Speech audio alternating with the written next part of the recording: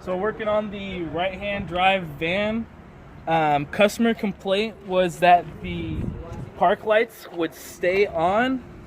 In order to do that, I had to remove the relay for the park lamps and pull the connector at the bottom of the PDC.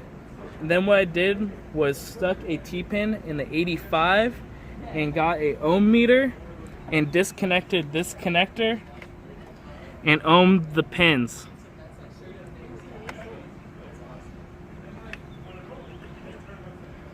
So after we figured out which pin was the pin for the 85, we plugged everything back together. Unfortunately, you're not able to get to the bottom of the PDC with the battery inside the car.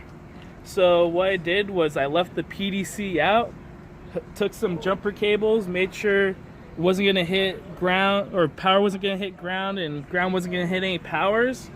So we're going to set this up real quick.